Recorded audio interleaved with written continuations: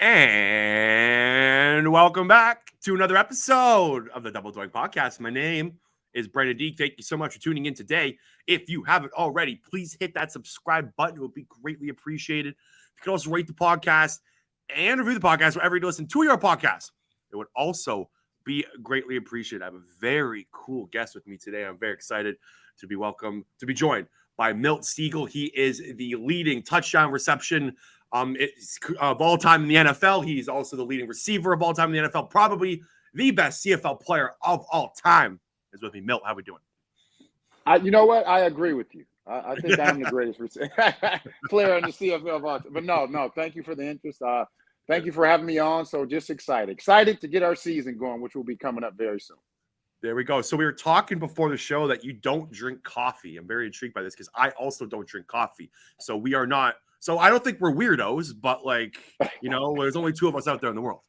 Yeah, that's it. Maybe 2.5. There may be a younger individual who don't drink it also, but majority of people, they drink coffee either in the evening, in the morning, afternoon, and some of morning, afternoon, and evening. So, we're part of the 0.5% who actually don't drink coffee. We're the cool kids. We're the cool kids on this big old planet. Okay, so I want to ask, just start off with this. What are you up to nowadays? Where are you currently residing? What's kind of like, I guess, the next couple of weeks look like for Milt?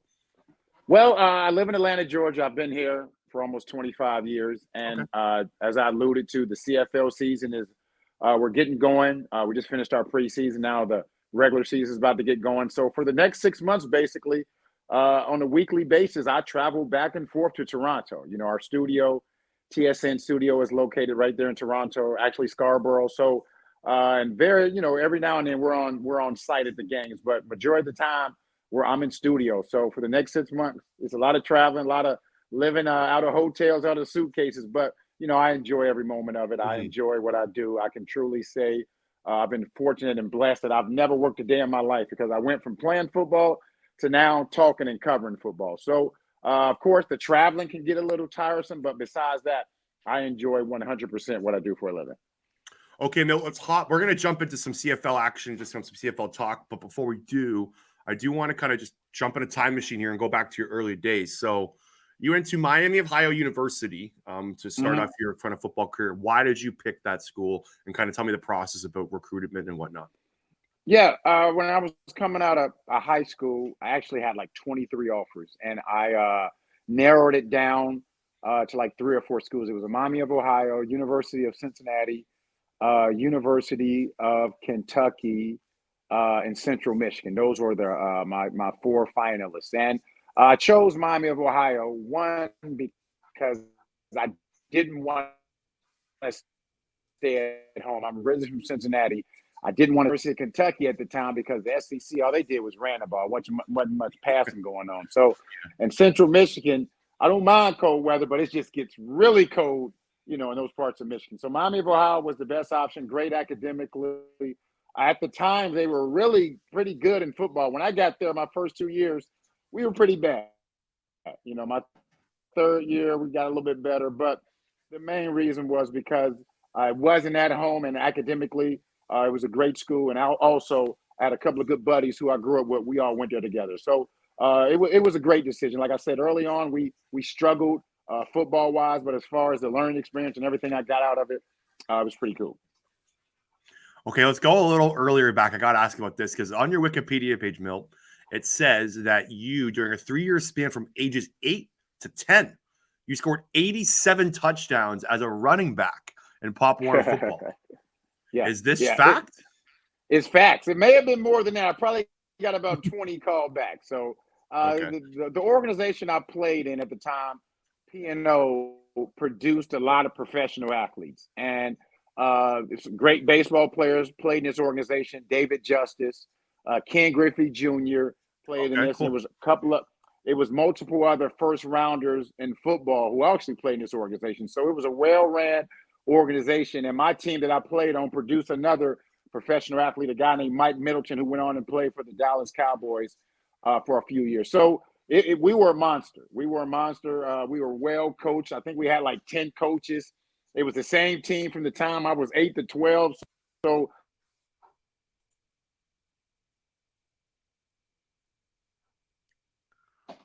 I lost you there, Milt. So everything worked out well for me. So it was times I'll remember forever. You brought that up. It brings back some great memories, and I had a great time. Okay, so let's go back to your Miami days. Were you? I was doing some research on. I believe that you were the only player from your team that got drafted to the NFL. Is that correct?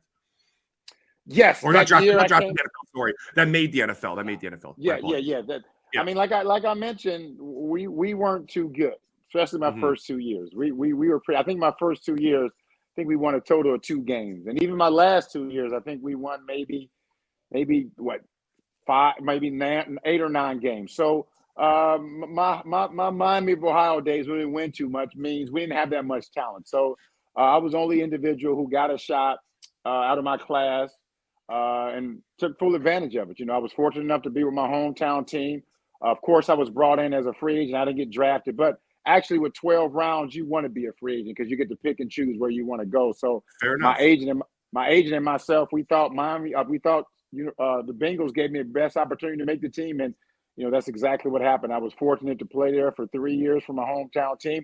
Didn't win much there either, but it was a great experience playing with the Bengals in the NFL. Okay, so walk me through that process then. So you go undrafted. What was kind of like the weeks after that? Like, why did you narrow it down to the hometown team? How many teams were looking out after for you, and how did your NFL career kind of kick off? Yeah, I didn't get drafted. I was originally going into my senior year. I was slated to be like between a 5th and a 7th rounder, but offensively, my senior year, things didn't gel as we thought they were. So my stock dropped, and I knew I was going to get a shot. So I knew being a free agent, that was going to be my road to have an opportunity to play. There were like 4 or 5 other teams who wanted me, along with the Bengals, the Falcons, Detroit. I think it was Seattle, Denver, and one other team. And as I alluded to, my agent and I, we looked at the rosters and we said, this is going to give us the best opportunity. Of course, it's going to be difficult being a free agent. You're going to have to grind and really stand out to get an opportunity. But we knew the Bengals gave us that best opportunity. So we signed with the Bengals. And I remember opening preseason, there was a guy back, Ostel Miles, and originally he was supposed to return the kickoff, but he said he didn't want to do it. He said, I want you to do it, and I'm going to block for you. So they kicked the ball off to me, opening kickoff, first preseason game. I caught it and returned it for a touchdown. And that right there opened up a bunch of doors, opened up their eyes. They started giving me opportunities to play receiver in training camp. I ended up being like the second leading receiver on the team during training camp, and I made the team. During my 3 years, I didn't get to play much receiver. It was mostly special teams, but the fact that I got an opportunity to play in the NFL and I did it for 3 years was truly a blessing and opportunity that I'll cherish for a long time. Okay, so I believe you signed with Green Bay right after your contract was up in Cincinnati, and then you had I think you had a training camp injury, I believe, right? And you just didn't kind of pan out. Okay, so Green Bay, Green Bay releases you. How did Winnipeg come apart? Like, how did Milt Stegall go from Cincinnati to Green Bay all the way to below north of the border, baby, where I'm from, Canada? How did you kind of transition to the CFL game? Well, actually, after I was released from Green Bay, and I didn't hear anyone in any other NFL teams calling for me, I thought my career was over, and I was like, okay, time for me to go get a regular job. But my agent called me and said, there's a team up in Canada that has your rights, and I didn't know exactly what that meant or whatever, but they had put me on their neg list, and basically they were waiting for me, whenever I got released, that they wanted me to come up there and play. So he reached out to me and said, there's a team that wants you to come up there and play. And I was like, who? He's like, Winnipeg. I'm like, okay, what's a Winnipeg? I'd never heard of Winnipeg. I'd heard of the major cities, and I always tell this story. I'd been in Toronto. I'd heard of Montreal. My family had gone up there before I was born for the World's Fair, and they told me about that. I heard about, Vancouver, but like, what the heck is a Winnipeg? So I looked it up in the encyclopedia, and I saw where it was above North Dakota. And, I was hesitant at the beginning, but I thought to myself, I was 25.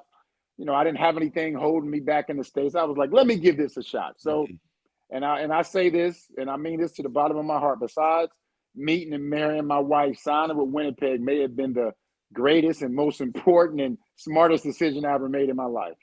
Not only the 14 years that I played there, but I'm still reaping the benefits of that right now, working on TSN and all the relationships I built and friendships I built in Winnipeg and how they benefit me and my family.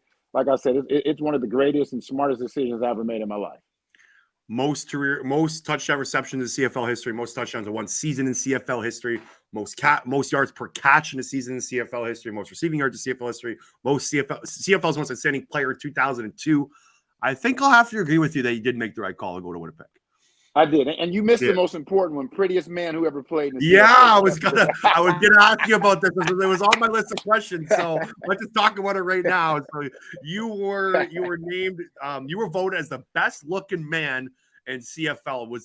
That's got to be your top 5 most accomplishments, right? That may be number one. And I blame that on my parents. My parents, great genes. I got it from my parents. So, just having fun with that. And people say, I'm vain or not humble, but it's all in fun, just enjoying it. Football is a kid's game. We're entertainers, and I had a great time entertaining and enjoyed every minute of it. And I wouldn't change one thing about my football experience, especially playing those 14 years in the CFL. As I said, one of the greatest decisions I ever made in my life. Okay, I got to ask you about this too, Milt. So you have a really classic rant. I believe it was on TSN. I can't remember exactly where the rant was, but it was hockey isn't a real sport. And you kept going. You said you categorized it as bowling and golf. I believe you put it in that same category. This was, I think this was in your early Winnipeg days. Okay, so you didn't no. It was at the end. It was my last year. It was my last year. It was my last and you still had the kahunas to say that on national TV in Canada? I was having fun, and some people, and it was some devastating, not devastating, but it was some backlash that was it was pretty wild. But most people knew I was kidding. I did it in Edmonton, and actually when we went back to the hotel, there were a couple of big agents who represented a lot of guys in the NHL. They were actually a hotel, and they saw it, and they was like, it was one of the funniest things we ever saw. Some people just thought I was serious, but I was just having fun. I was working on my second career. I knew I was going to be in TV, so I was just working on my second career. But some people, there was some crazy backlash. There were some calls up to the Winnipeg Blue Bombers organization saying I need to be kicked out of Canada and all this stuff. But, most people understood I was just having fun and being entertaining, but some people didn't, and they took it to heart. And as I mentioned, I can't even say some of the things that were said towards me, some of the things that were put on YouTube, but some people just didn't understand I was being entertaining. It's like you don't mess with hockey up here, right? You can't even joke around about it here. You can't even have the greatest player joke around about it without people freaking out. Especially, it's been such a long time since the Canadian team won the NHL, the Stanley Cup. So it can be hurtful sometimes. I understand. It's funny. I'm a diehard Leafs fan, and I always when I talk to people, I guess south of the border, about hockey, shouldn't you be cheering for the other Canadian teams? No, I honestly hate every other Canadian team except the Leafs. I have no reason to cheer for the Montreal Canadiens and Dallas Cowboys. Those are the two most hated teams that I have personally. I have no reason to cheer for the Ottawa Senators or the Edmonton Oilers or some other teams like that. But you're right. It hasn't been a Canadian team that's won in so long. It's been a dry spell here. The Oilers are in the playoffs right now, and I want to ask. Do you follow hockey? Did you follow hockey when you were in Winnipeg? I know you had the rant, you were joking, but do you follow Canada sport? Did you kind of because when you were there, Winnipeg didn't have a hockey team, right? No, my first 2 years they had the hockey team, and then it was after '96, that's when they left or whatever. So every now and then I would go to the Moose game, the minor league games, but for the most part, I wasn't a hockey guy, but. Actually, these playoffs, because they're starting to show a lot more hockey in the States right now. It's really picked up.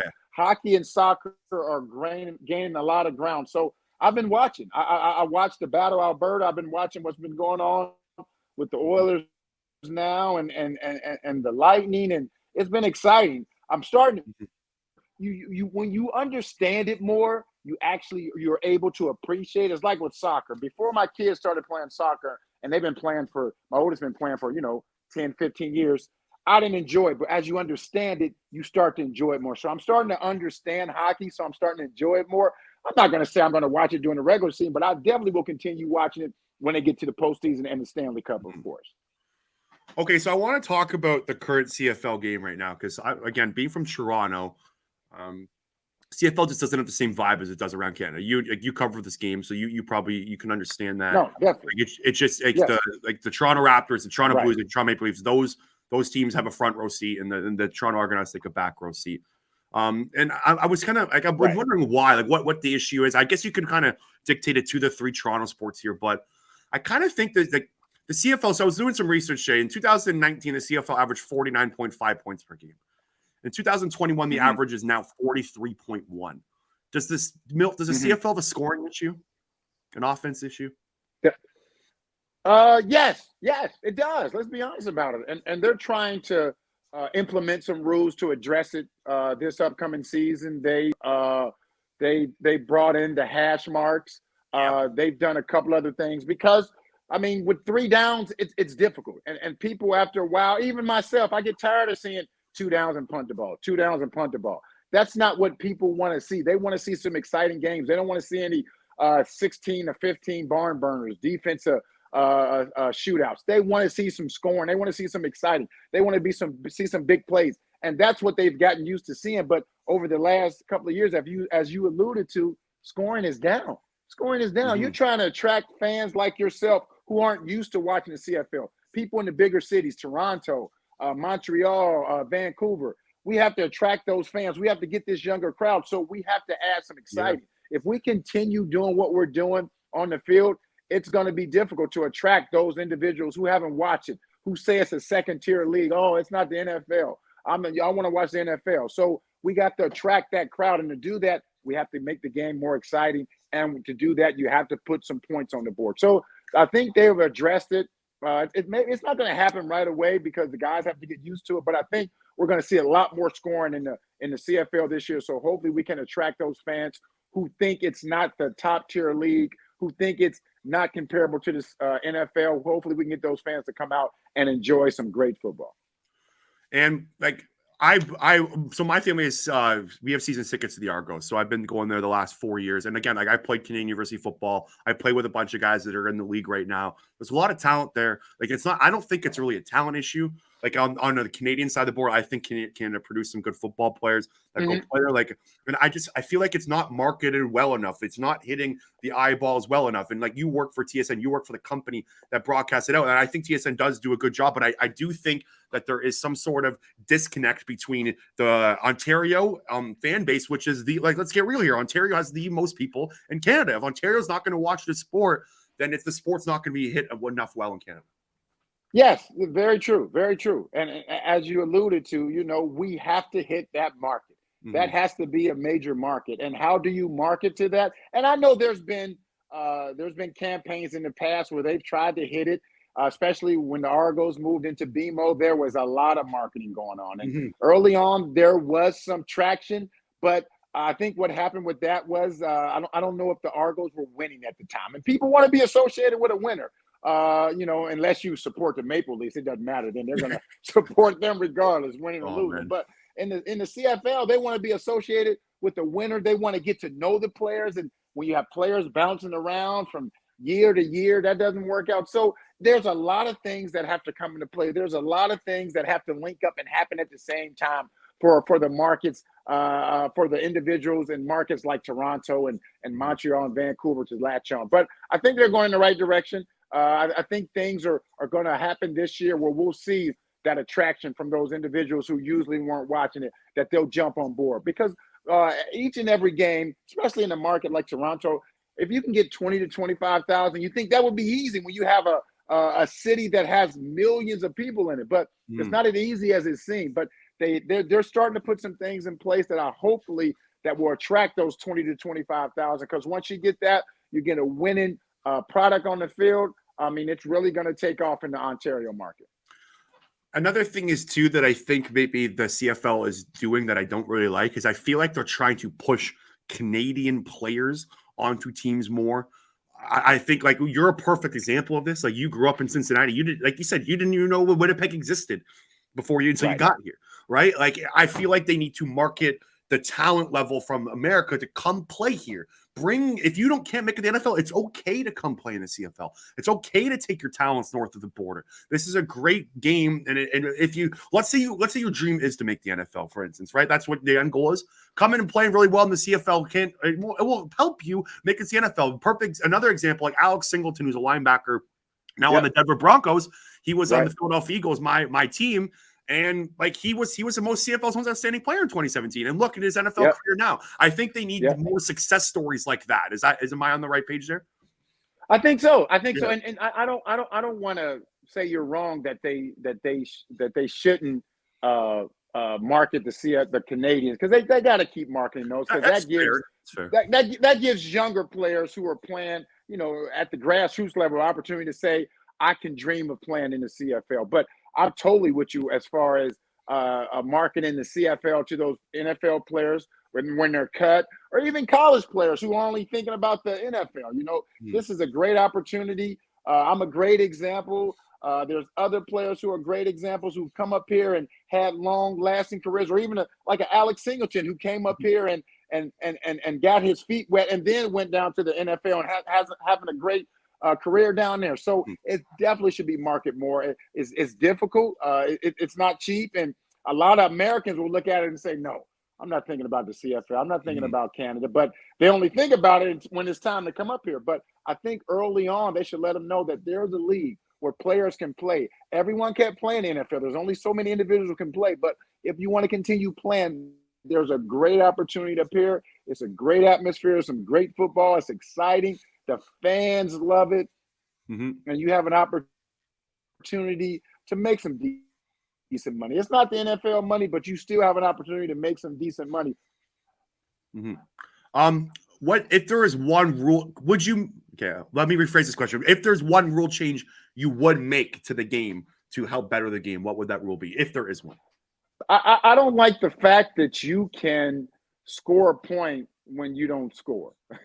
and I know why this is in there, right? But missed field goal, and if the guy doesn't return it out, you get a point, and I understand why that's in there, but I don't like that. I've lost the game off a missed field goal because our returner couldn't get it out because they kicked it to the back of the end zone. I've seen it done on purpose where they say, we're not going to even try to kick the field goal. We're just going to kick it out and get the point. I'm like, hold on. That shouldn't happen that way. It shouldn't happen. And I know that's been in there. It was in there before I was born, before I was even thought about. But I still don't like that rule that you can win a game on not scoring a point, basically losing, not making a field goal. So if I was up to me, I would get rid of that rule. I think there's been a couple instances, like I can kind of remember in my brain right now, of like where it's a tie game and they're punting the ball back and forth. Like trying to get the ball. Like that's kind of exciting, no? Is it not? That's exciting. I've been involved with the game like that. That gets exciting. You're just going like at a tennis match. You're just going back and forth. Yeah, I can understand that, and that's part of it. That's part of the allure that we're saying. This is a possibility it can happen. It happens once every blue moon, but there's still that possibility it could happen, and that's part of it. Yeah. Okay, so I know you're a big NBA fan, so we got to touch on the NBA playoffs here. Golden State Warriors kick ass last night. Series tied at 1-1. Mr. Milt Stegall, who's taking this thing? I'm still with Boston. I'm still with Boston. I said this at the beginning of the playoffs, especially since LeBron and the Lakers, I mean, he's my favorite player, wasn't in it. I said Boston is going to pull it out. And yeah, they got their butt whooped yesterday. Their role players did not show up like they did in game one. Uncle Al Horford, he showed his age last night. I think they should have said it. He's playing the best basketball of his life right now. He didn't play very well last night, but the guy's playing the best basketball of his life at 35. It's crazy. 36, actually. I mean, he's excited to be in the finals. He's never been there before. I think he's 15, 16 years never been there. So, and Derek White didn't have the game like he had in the first game. So they're going back home. They need to take. I think if they can take at least. I mean, what is it? Is it 3 or 2 at home? I think they're playing 3 at home.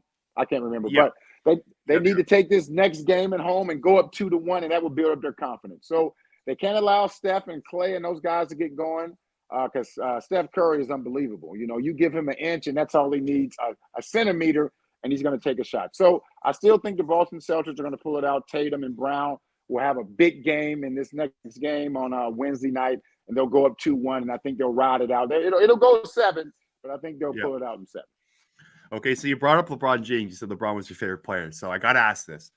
My personal opinion, LeBron James is the greatest person to ever dribble a basketball. I think he's the GOAT. Look, I didn't live through the Michael Jordan age, okay? I wasn't alive during that. But Right. my dad, who's a huge Larry Bird fan, who watched Michael Jordan, he says LeBron James Ooh. after that block against Golden State, he said LeBron James is the GOAT. My dad said that confirmed it for me. I'm from Toronto. I watched LeBron James destroy my franchise year after year after year after year. So I don't know how there possibly could be another better basketball player than LeBron James. Milt, you were around for the Michael Jordan days. You're around for the LeBron James days. Who's your GOAT? I'm going with LeBron, and I know everyone equates. They say, "Well, Michael Jordan, 6 championships." I understand that, but what LeBron James has been able to do, the way he's changed the game, the excitement he's brought to it, the way he's been able to carry basically you and I and 2 other players to the finals sometimes in Cleveland, it's been truly amazing. I mean, he went to the finals 8 years in a row. 8 years in a row. That's truly amazing. And like as I alluded to, some of the guys on that team, I mean, they were out of the NBA that next year, but LeBron James continued playing. You know, the way he takes care of his body, the way he's out on the court, the way he's available week in and week out. And at his age is truly amazing. Don't get me wrong, LeBron. I mean, Michael Jordan. You can put Kobe and Magic and Larry Bird. Those guys are right there. But in my opinion, LeBron James, the way he's able to play 1 through 5 and cover 1 through 5 and take over games whenever he needs to, not only offensively but defensively, says that he is truly the greatest of all time. And all those guys I just talked about, you know, Magic and they're all greats. But in my opinion, LeBron is number 1. Okay, so I'm going to end on a little bit somber topic here, Milt. So growing up in Canada, the face of NFL when I was growing up and CFL was Chris Schultz. Chris did pass away last year. You got the chance of work. You got the chance of working with him for a bunch of years. What was he like? What was it like working with Chris? Because I'm not saying I don't know underrated, but like he was the face of football here. And I don't think he gets enough recognition for kind of turning the page from media standpoint to providing football content to Canadians. Just what was it like working with him? And it was amazing. It was amazing. And I know you said somber, but I just think about the great times. Without Chris Schultz, I don't know if I could continue working on CFL on TSN because I came in there with no knowledge of what I was getting into, no training. And Chris Schultz, those first 2 years, he took me under his wing and he told me and showed me what I needed to do to make sure I could have a long stint at being on TV. So without Chris Schultz, I'm not talking to you right now because I'm not on TV, but he was just an amazing person. As you talked about, he was not only the face, he was the body of football in Canada. NFL, CFL, he was the guy. He was the first Canadian-born individual who was actually drafted in the NFL to the Dallas Cowboys. He was the first one, and he played there. Then he came up to the CFL, and then he went straight to being on TV. And you're talking about professional and prepared and in tune and funny and everything. He embodied all that, and he is missed every single day. Every time I go on TV, there's a reason why I sit where he sits, where he used to sit, because I want to be just like Chris Schultz. I will never get there, but every time I'm on air, I'm trying to be what Chris Schultz was because he was the epitome of what analysts should be when you're on TV, and he's truly missed each and every day. Yeah, like so, it's a really like you said, Canada's a big hockey market. Everyone knows that. I grew up playing hockey, and I grew up playing hockey. I played a little bit of house league football before I played high school football. But his segment, Risky Business, every Friday, I was always there. I was always like from when I was 9 years old. I would always run the TV, and like he made me kind of want to be like I want to be Chris Schultz, like you just said. Like I wanted to have his job. Like that's what I wanted to do as a kid ever since I saw him on TV. So I feel like he deserves more recognition kind of on the airwaves and the TV waves just for what he was able to do and what he was able to provide content for Canadians. So Milt, we're going to end on that note. Thanks so much for jumping on. Really appreciate it. Is there anything you want to plug in before we go? Anything I want to plug? Well, the season's starting. The season's about to start. We get going this week. We have some barn burners. So we're expecting everyone to not only go out to the games, but tune in and watch the games. It's a great product. I know a lot of individuals don't think it is, but give it a shot. Get to those games. It's beautiful weather in the summer in Canada. Get to those games and enjoy it. I promise you, you will enjoy it. And if not, send me the bill and I'll pay for your tickets. But get out, let's support the CFL. If you're ever at BMO this summer, let me know because I got season tickets there, so I'll be there. I'll probably go. Like I don't go to every game, but I'll be there at a few. So if you're ever at BMO, man, come see me. All right, man. All right, sounds good. Have a good one. Okay. You too. Take care.